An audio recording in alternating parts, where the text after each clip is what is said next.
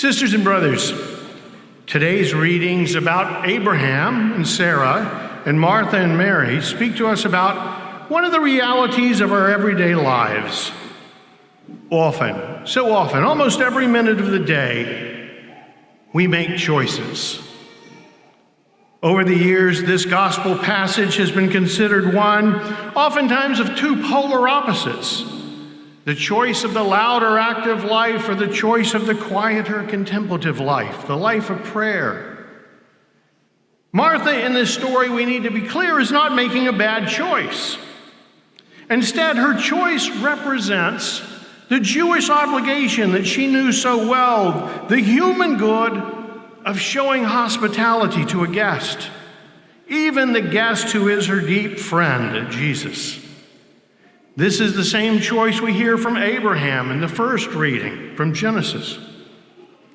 Perhaps this gospel passage is less about the polarity of those choices, prayer or hospitality, chores or contemplation, and it's more about the manner in which we make them. Because choices are important, but so are the ways we make them.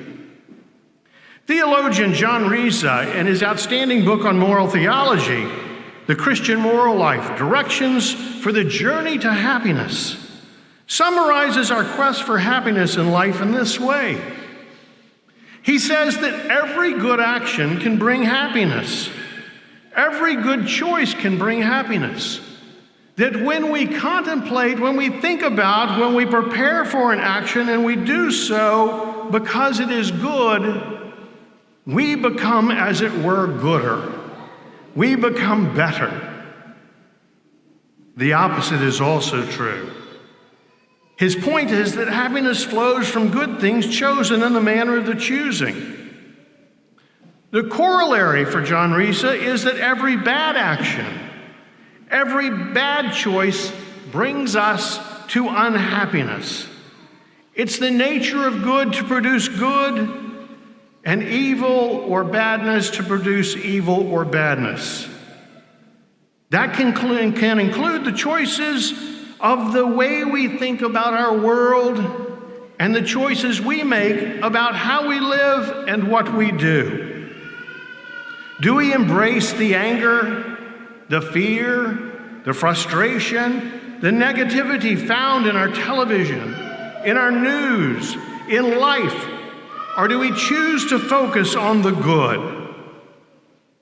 We can ask ourselves, how do our negative attitudes at times even impact the good choices that we make? You see, it so often comes down to choice. Bishop Daniel Flores this morning noted Martha's choice beautifully represented in a painting by the 17th century painter Diego Velázquez. It's a painting in the National Gallery in London. In the forefront of the picture, we see an obviously disgruntled Martha, her face showing this attitude, as she's mixing something to eat with fishes and spices and cooking wares set on the table. And there's a little window off to the right, and through that window we can see clearly deeper into the house, where Mary is enwrapped in Jesus' words as she sits reverently before him. Unspoken and yet visible on Martha's furrowed face is the question, Lord, do you not care that my sister left me by myself to do the serving? Martha chose the negative, the competitive, the judgmental, and thus is plunged into unhappiness. This is Professor Reese's point about our choosing. The manner of our choosing greatly impacts the choices we make. But for many, the manner in which we choose the good act or the bad, forgiveness or the foul word, is a matter of choice. Let me be clear, sisters and brothers, I too struggle with this, choices, and the manner in which we choose. But our choices, like those of Martha and Mary, are important. Both chose the good, but Mary chose the better. Jesus isn't denying Martha's choice, But the hint is in the how of Martha's choice. But simply choosing isn't the end of the story. There's an iconic scene in Jurassic Park in which that great theologian Jeff Goldblum says, "A butterfly can flap its wings in Peking, or Beijing today, and in Central Park you get rain instead of sunshine." One of the most marvelous lines in Texas literature is Eric Larson in his novel of the Great Galveston Storm. In the first paragraphs, there's that wonderful line that somewhere off the coast of Africa, a butterfly flapped its wings. Both of these are rooted in the work of Ed Lorenz, a 1950s era MIT meteorologist who was studying the possibility of long-range weather forecast. He was studying the patterns of past weather and past weather records to see if the data could help predict distant weather in the future. He used a computer model based on 12 variables, representing things like temperature and wind speed, whose value could be depicted on graphs as lines rising and falling over time. On this particular day, Lorenz was repeating a simulation he'd run earlier, but he decided to round off one variable from 0.506127 to simply 0.506. To his surprise, that tiny alteration drastically changed every outcome. The whole pattern of his program produced weather that was unpredictable the night before. Ed described this experience and this concept in a paper that he wrote in 1969 entitled "Predictability: Does the Flap of a Butterfly's Wings in Brazil Set Off a Tornado in Texas?"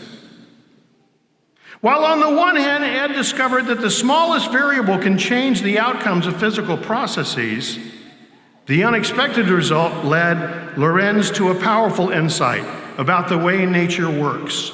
Small changes can have large consequences. Let's come back to the gospel. Small decisions have profound consequences. Mary chooses one, Martha chooses the other. Mary's better choice allowed goodness to continue to be present in the world. Martha's good choice was marred by the negativity of her second choice to judge Mary in a competitive spirit. That choice had consequences as well. Saint Teresa understood this in her little way as she encouraged us, each of us, in our everyday lives and the ordinary decisions that we make in our little lives, to choose the ways of love and goodness with every decision. She called us to do the little things with great love. Love that would build grace upon grace, good upon good, and have effects that would long outlive our tiny actions. So, sisters and brothers, perhaps this reading is not an either-or, contemplation or work, but the invitation for us to consider our everyday choices, that we might even choose the Martha chores of our lives in a merry way, in love and goodness, as somewhere that goodness will further the kingdom of God. May each of us today and always, in all of our choices, consider making these choices in the merry way of loving the Lord and willing the good.